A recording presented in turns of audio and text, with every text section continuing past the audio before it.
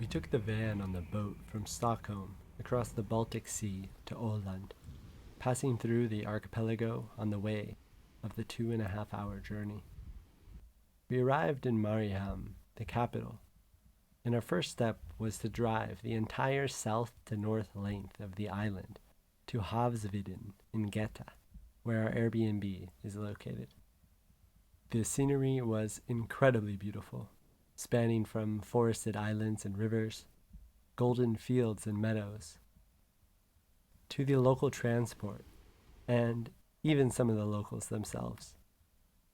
Eventually, we made it to our Airbnb, a dazzling place directly abutting the sea. We walked out onto the cliffs as the sun set to take in our first day. After exploring the area, we decided to head into the center of Åland. Here, we slipped ourselves into and out of the rocks, and sometimes we even traversed across them, and even up them. Well, almost up them. Next time, I think we'll be better prepared. We also just relaxed on the rocks and watched the sun go down in the distance, and we saw how the flora caught those last rays of light. But not all our days involved driving. Being in the hybrid work model, my office looked out at the water, just like the ducks. And when the sun went down, I headed in for the day, just like the ducks. Our next adventure took us to the westernmost point.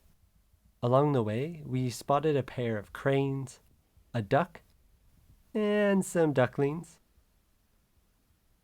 a swan with her young, and a deer with her young.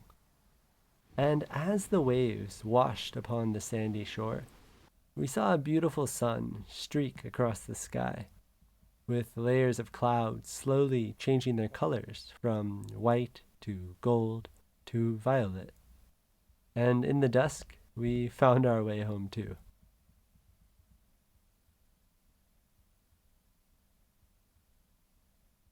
To continue our quest across Åland, we also wanted to see the southernmost point.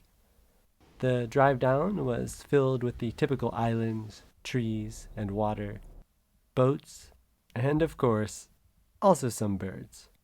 We drove as far as we could, but we had to get to the very end by foot.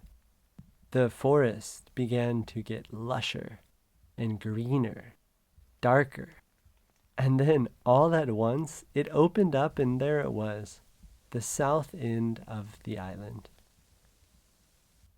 Having now been to the north, the west, and the south, the next logical step was to go into the east, crossing the small island groups by ferry. The sunrise came early as we headed out toward our destination. The landscape was, as usual, breathtaking. We stopped at an old abandoned house along the way, perhaps foreshadowing the old abandoned fort of Bomarsund that we would soon visit. This was built by the Russians in the 1830s. It was barraged by an English-French force, and as it was actually unfinished, with only 2 of 12 towers completed, it was overtaken without much trouble. We imagined those cannons shooting out into the water and the chaos that ensued amongst the now calmer waters. Farther along, we found a beautiful field of sunflowers, and of course, we had to walk through it.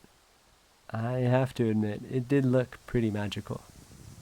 Our road bridged several small islands, and as we became closer and closer to the easternmost point, seaside buildings lined the way as reeds gently swayed with the water. And then, finally, we made it.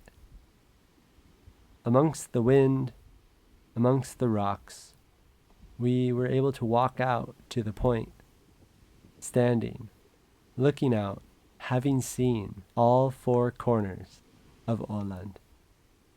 And like any good traveler, the next step was to leave.